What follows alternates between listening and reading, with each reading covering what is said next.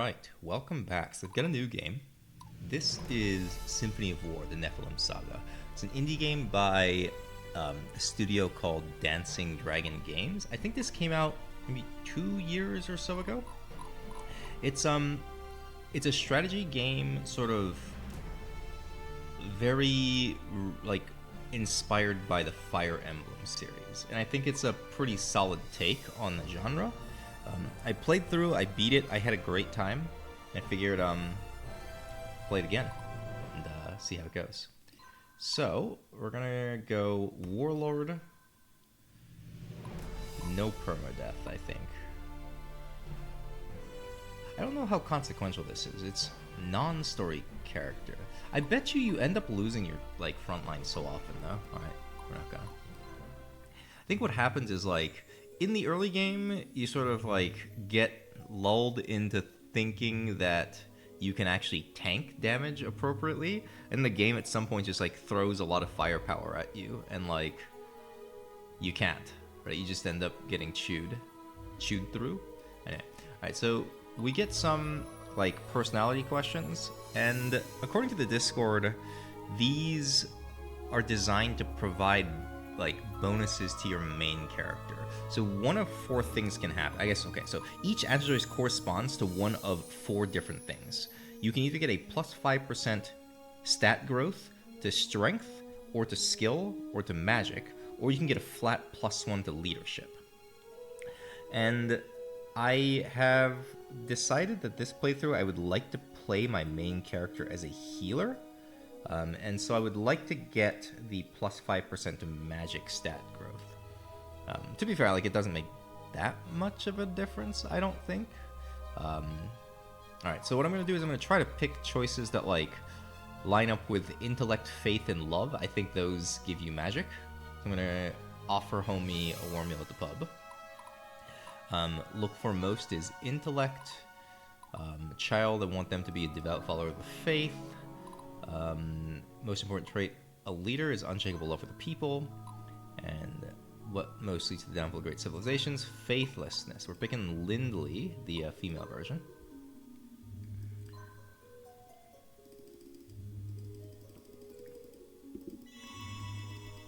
So I've been thinking about how to handle the story exposition in this game. So there are these, cutscenes that occur on, map pieces that are not voiced. And I am not... I don't know. I don't think it's going to be a good experience if I try to, read all the character voice lines. So what I'm probably going to do is in these cutscenes, I'm going to skip over the text while I kind of summarize what I remember of the story. And then when it's a bit where the narrator is talking, I will read the narrator parts. Alright, so there was this war, and then this little child lost their parents. This little child is the main character, Lindley. Lindley is an orphan at the Donari Temple now.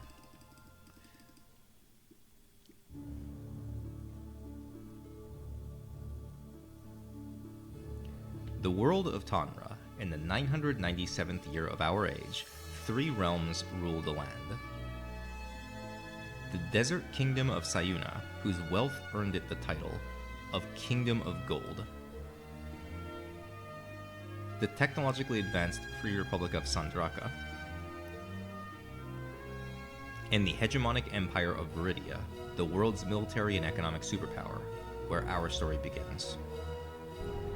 1 generation ago, multiple bids for the Viridian imperial throne plunged the land into war. This is known as the War of Viridian Succession. The long and bloody war ended with the coronation of Empress Florina. However, it left deep scars in the people's hearts, as resentment against the excesses of the ruling class rose to the boiling point. Common people who had lost so much were forced to endure increasing hardships as the empire sought to rebuild. 25 years after the end of the Succession War, a man named Antares, a battle-worn general, kidnapped the Empress and formed his own army in an act of open rebellion. Or was it open act of rebellion? Sorry, I missed that bit. He now controls the territory in the forest known as the East Wall District. Driven by what he believes to be undue hardships by the central government, Antares threatens to sack the imperial capital if his demands are not met. The ambitious Prime Minister Casimir has called the general's bluff and has decided to take military action. He orders a force sent on Antares' stronghold at Eastwall Fortress. Two young and promising Imperial Army officers, Lindley and her longtime friend Zelos, have prepared to meet General Antares in battle. Little could they know how much their adventure would change the course of history.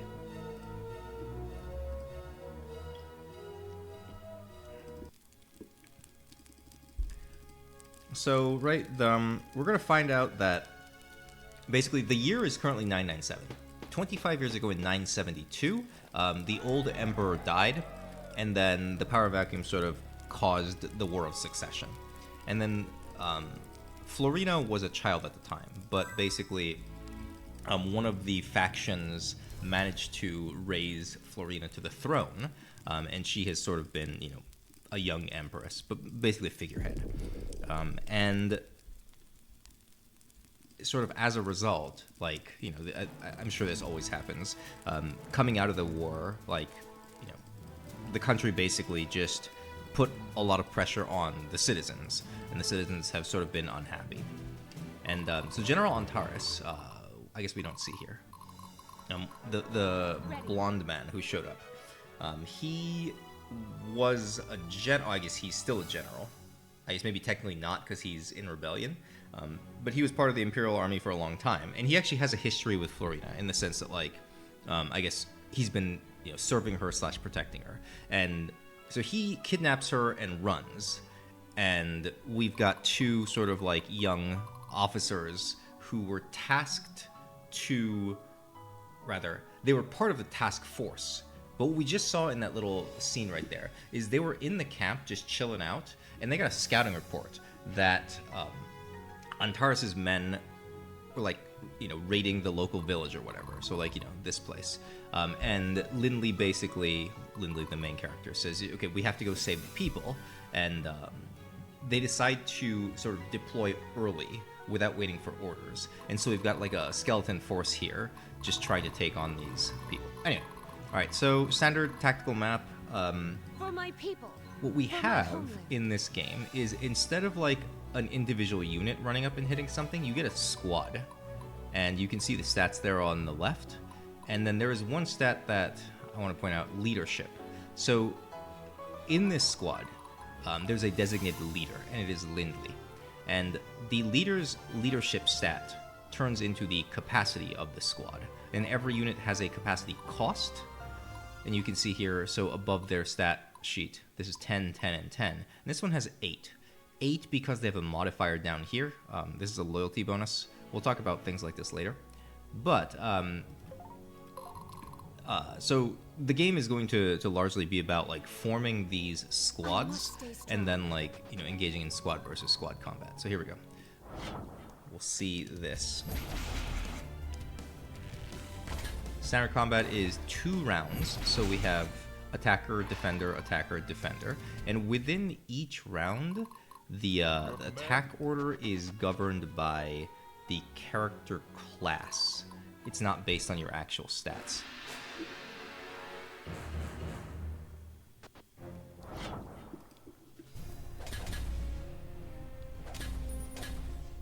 Like, immediately, the strong suits of the game, I think.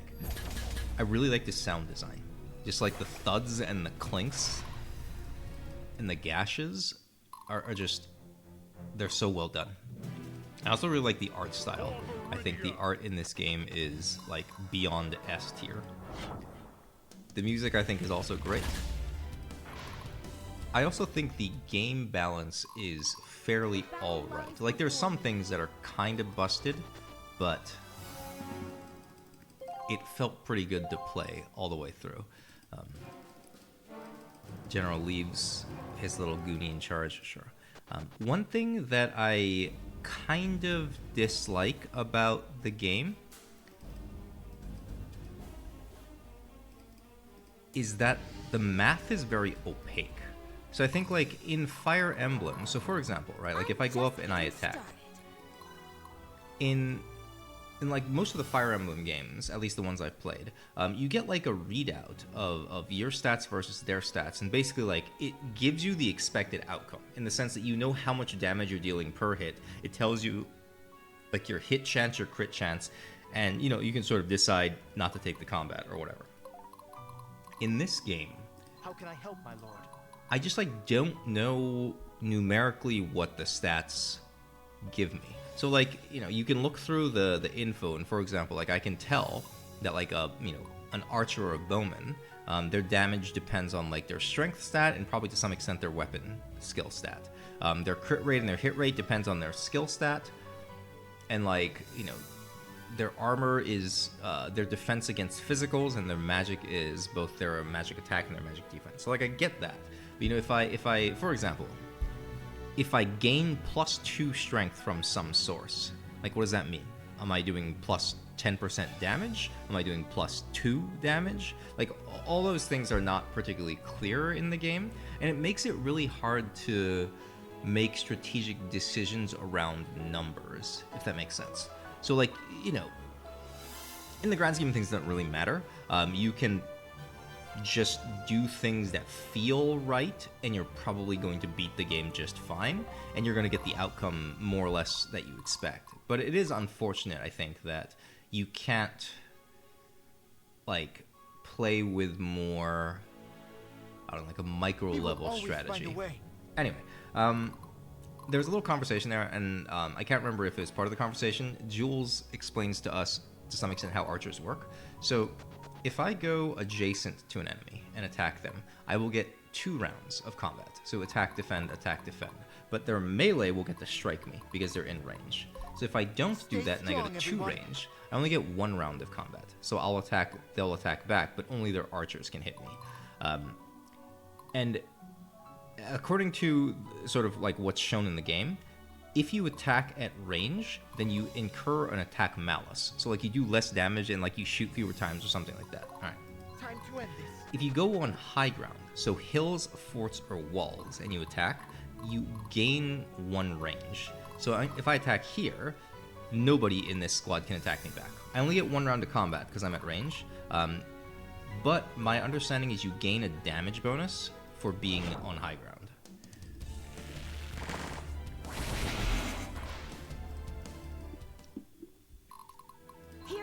Very good, very ready good. Or not.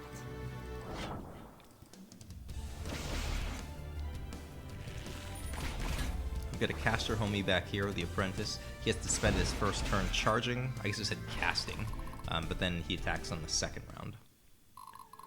Alright, these exclamation marks indicate that if you move the character adjacent to the main character's squad, then it triggers a conversation. As far as I can tell, the conversation is just flavor text. It doesn't serve as like an event trigger or like any kind of stat modifying thing. Direct my blade. So after the first playthrough, I've spent a reasonable, maybe an unreasonable amount of time thinking about how I want to play this playthrough, and sort of the overarching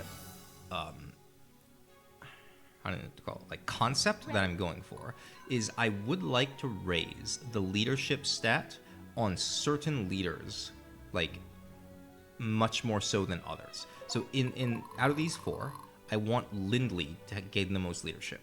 And so as far as I can tell, to gain leadership, you can do several things. One is you can seize these capture points. You get a leadership bonus and a loyalty bonus to your squad. And it's pretty sizable. The other place you can get leadership is just by engaging in combat, whether it's on attack or on defense. We'll see, like, at the end of this combat, there's, like, the EXP bar that pops up. And then if you level up, then it'll show, like, the stat gains, right? So level up, and then each of these little blips is one of your stat points going up. The flag is the one I'm trying to pay attention to the most. So you can gain leadership on a level up. You can also just gain leadership points from like just combat, not leveling up. And it'll still flash the little flag icon. Ready And or so, not. my best guess as to what's going on is all of these like combat events are actually giving you fractions of leadership stat.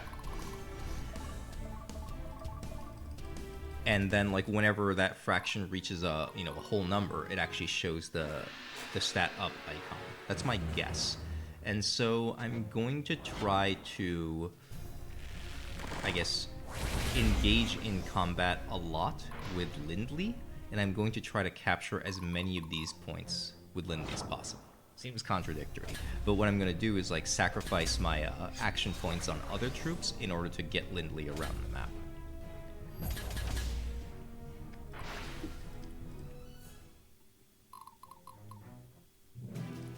I must stay strong. So, for example, here, I could attack, or I could just capture. And the way I'm going to capture is actually by doing this. So, infantry units get this action called Shuffle, which switches the, I guess, your tile and their tile, but it ends your action. They'll notice this So, one We for will sure. always find a way. what I can do is I can do this.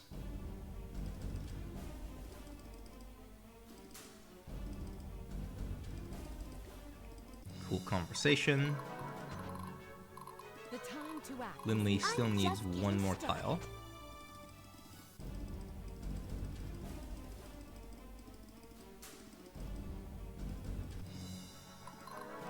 Ready. And we can get it now.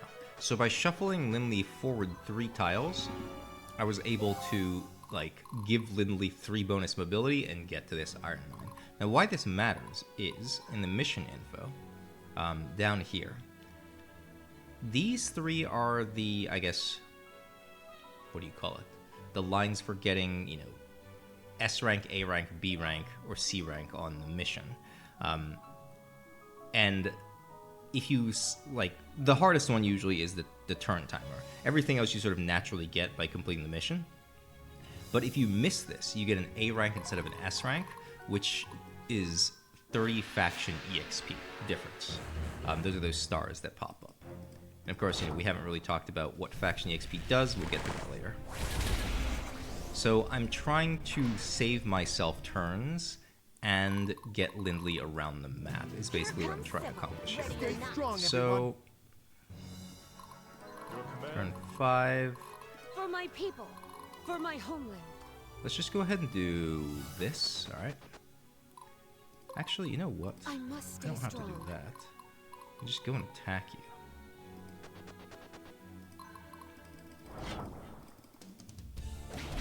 I have to be careful because Lindley's front line kind of sucks. I mean, her back line also sucks. Medic almost died there.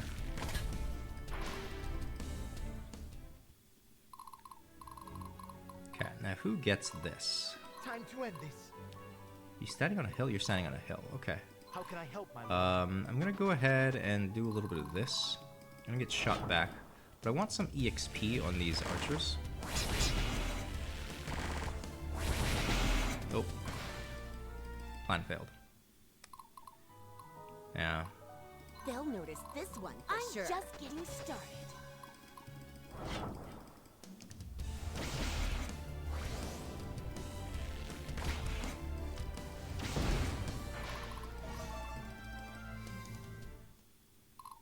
For Viridia.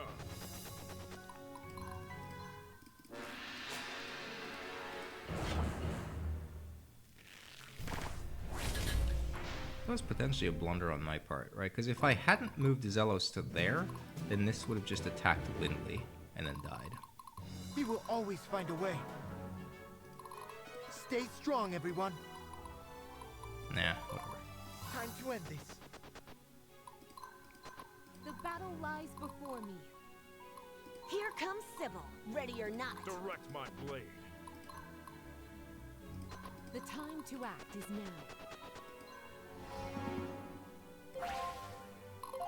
Okay. So this is turn They'll 7. notice Lindley this one got for all the sure. way over there. Let's just move up like so. Actually, you know what? I'm just getting started. Yeah.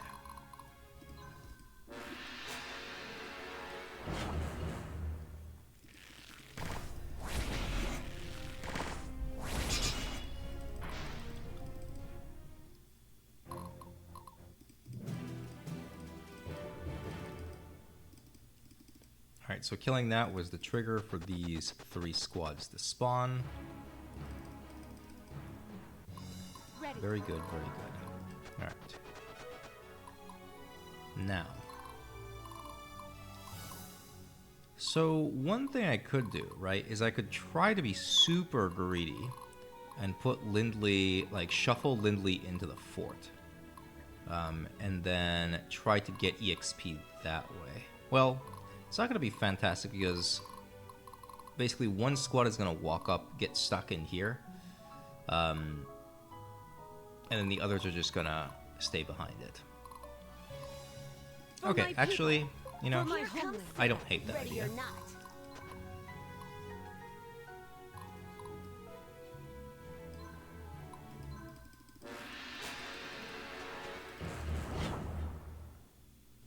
You get a defensive bonus for being in the fort.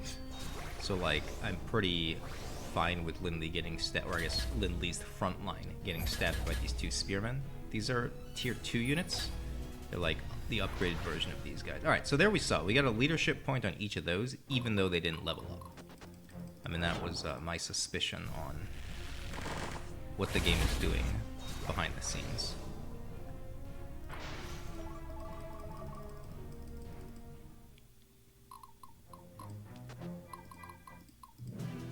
Okay.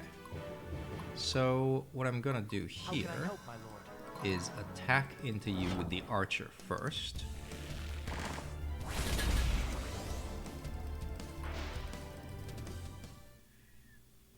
And the difficulty here is...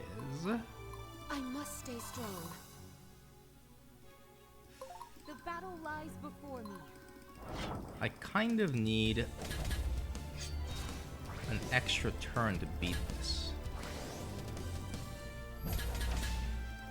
Okay. When there's only a healer unit left on the enemy squad, it surrenders. And then you get a bonus for causing a surrender instead of causing a kill. So now what I'm going to do is I'm going to move up with Sybil and attack into here.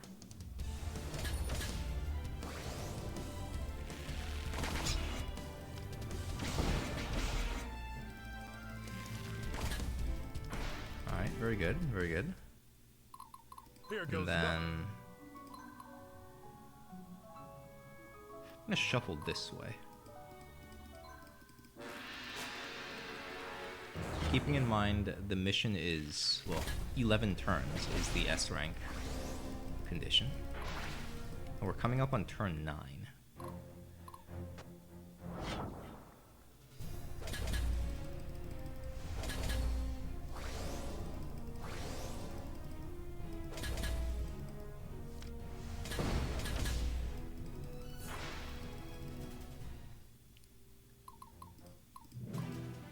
I'm just getting started.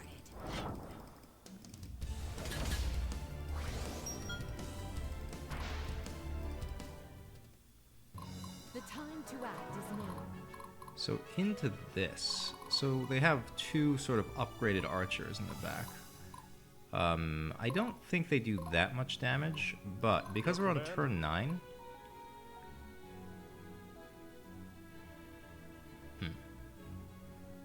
Yeah.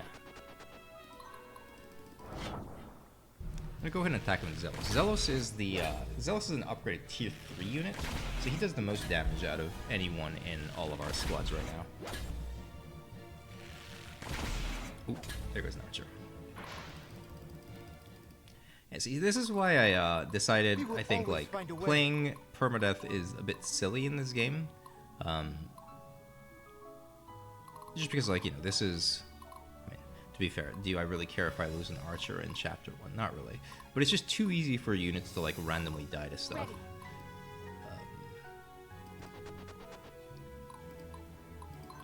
Too Stay easy. strong, everyone. Alright, here we go. Now, do I want to actually attack into the archers? No. I want Time to Zealous to end this. finish off that kill.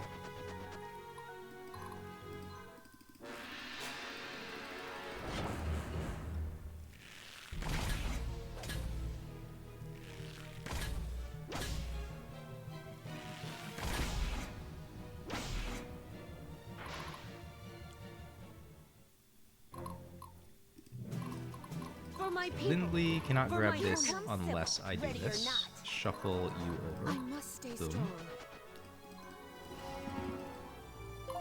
How can I help, my lord? Then you have We will one always archer find a way. left. Let's do that.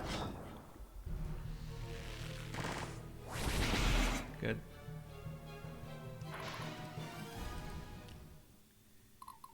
For Viridia. And we're gonna get ready to shuffle Lindley over Direct my next blade. turn, and Lindley should also be able to grab this. The So battle far, lies what's the deal? before you. Lindley has 53 leadership.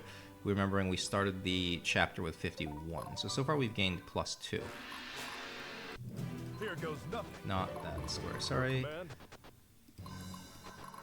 They'll notice this one for sure. Shuffle, shuffle. The time I need to one act more is tile. now. Stay I strong, need all everyone. 3. Okay. Ready. So I grab this. And the final objective of the chapter, I think, like, it either gives a guaranteed full leadership point, or it's like just significantly more than everything else. I think I saw a flag there, so I'm 54 now.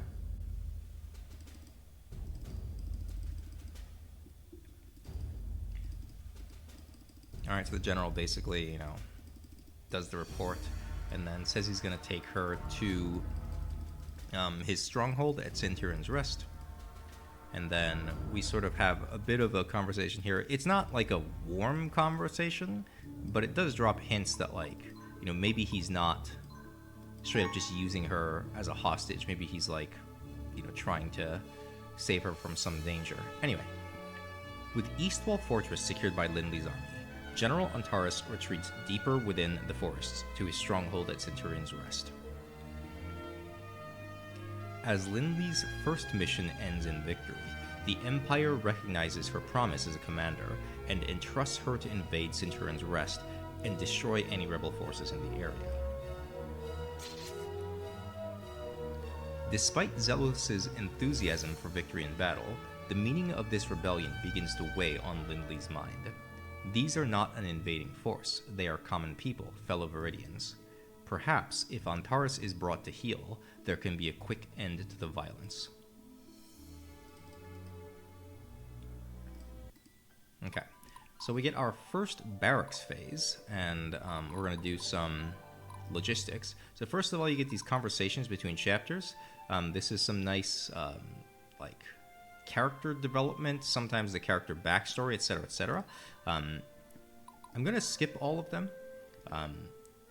So I would love it if you bought this game and played it and sort of, enjoyed the playthrough. I think the first time I played through, like, I read all the conversations, and I enjoyed them. I certainly did not regret the time spent, but I don't think it's, going to be super, appropriate for me to sit there and, like, read all the conversations on a recording. So I'm going to leave that to you. Anyway, I'm going to do this, and this little hand tells us that, like, now they have, like, a friendship status, which confers a morale bonus to each other if they're within a certain number of tiles. I think it's 3 tiles. I also want to point out this beautiful artwork. So this shows us, like, a zoomed-in map of where we were. So Kallenberg was that first point we took. So presumably we were, like, in the forest over here at Eastwall, and you saw Kallenberg. There's the bridge, the first bridge, I think. And then Eastwall was where we fought. Oh, I guess it makes sense. This is like, well, maybe there should have been another bridge here. Anyway, and then now that we're here, it shows we're going towards Centurion's Rest. Centurion's Rest, sorry, over here. So I guess this is Marienburg then? Maybe? We'll find out. Alright, anyway, next thing we want to do. So there's this marketplace, and we can recruit people. And so the first 4 slots are what the game refers to as conscripts. So these are always going to be the 4 different tier 1 classes. So medic, bowman, fighter, militia. And if you recruit one of these, it immediately fills the slot again with another soldier of the same class. And then these bottom 2 slots, these are mercenaries. So they roll random class, random trait, and then they come with mercenary, which means they cost 2 additional capacity when you try to put them in a squad. And this is affected by the loyalty mechanic that I sort of mentioned in passing. Loyalty is a stat that, like, there's like presumably there's like a bar in the background that like doesn't actually show in the game, and you fill it or progress this bar. You go from mercenary, which is +2 capacity, into like non-committal, which is +1 capacity, and then neutral is +0 capacity. Then committed is -1, and then loyal is -2. So it just starts off by costing more, but as you get them loyalty points, they'll eventually be fine. So that's that. And the trader offers you some a selection of items here. Okay. Horses. So I'm going to buy horses, and the question is, why am I buying horses? So these resources up here are used when you class change your soldiers. So if you want to promote them, like for example, if I go to Organize Army, and nobody can actually get a promotion yet, why not? Because in order to promote, you have to fill this bottom bar. Okay, but if I want to change class, I can at least see what I can change to. For example, if I want to become a cavalier, it's going to cost 1 iron and 1 horse. And if I want to become a skirmisher, it doesn't cost any resource. The 20 with the foot is, I need 20 skill in order to make this class change. And the reason I immediately bought the horse was, in this game, I mean, I guess in all these games, cavalry movement is strategically super strong. And so the more horses, the merrier, is my logic there. All right, the next thing I can do is talk about faction EXP. So those stars we were getting. The stars fill this bar. You get stars for seizing the control points, so like the towns and I guess the cities and the towns, and you also get them for forcing surrenders, and you also get them for doing the challenge, like the bonus objectives on the mission, and you get them for your mission rank. And every time you fill this bar, you get more scrolls, and the scrolls you can use on your tech tree. So we've got these 3 basically branches, and in order to get the top thing in the tree, you have to fill out the entire tree. Nice touch in this game is it actually shows you the description of the tech, like if you mouse over it, even if you have it locked. There are games that hide this information from you, and that upsets me so hard, because it's like, I would like to know what I'm working toward so I can make some informed decisions. So of the 3 trees, I have decided that this playthrough, I'm going to try to rush this tech. So I'm going to be filling out this one primarily. I'm going to start off with all conscripts are +1 level and half their class master. And then I'm going to follow it up with merchant envoys. This gives us another slot for mercenary and double the merchant slots. So like, we get all this now. I'm going to go ahead and pick up Affinity Earth. I think I'm also going to pick up Donari Armor.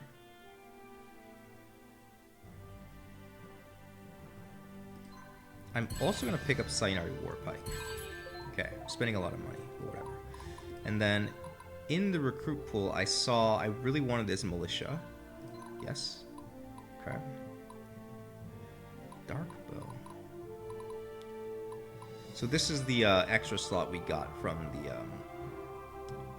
merchant envoys, traveling envoys. I can't remember what it said. I think we're grabbing you. And you.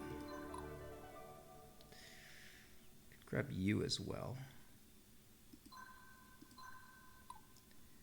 And then do I grab you? Could. Maybe not. Let me see. Okay, so organize army. So first of all, Zelos, I'm clearing out your squad. I'm gonna give those 2 archers to Jules. The rationale for this is Jules has a perk called Archer Captain. When Jules is the leader, all archer units cost 2 less capacity.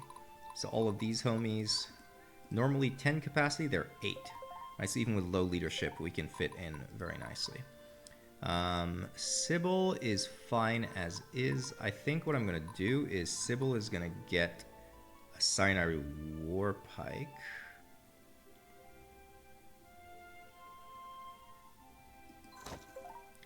And then Lindley. So I can add an extra unit to Lindley's squad.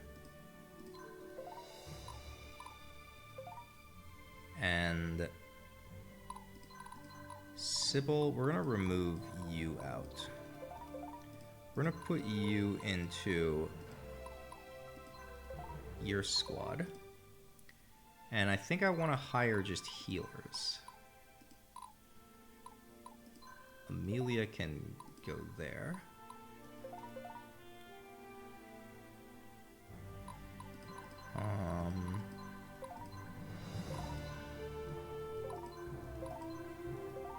Let me move you guys around just a bit. Okay.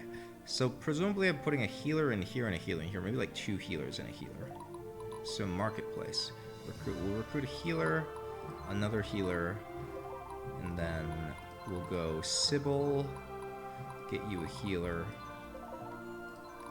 Zelos, get you a healer.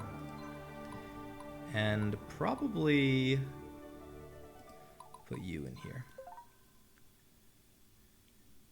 Alright, so in this type of squad, right, I mean, Zelos is just super tanky, he's super, like, DPS-y.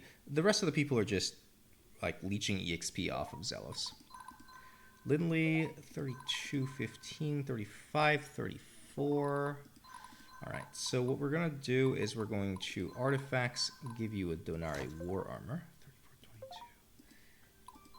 And what I'm checking there is the threat rating. So the threat rating is, like, I don't know how it's calculated. It's some combination of offensive and defensive stats. The unit has a threat rating up there. And the reason this matters is, as far as I can tell, the AI prioritizes attacking the lowest threat that it can, like, access.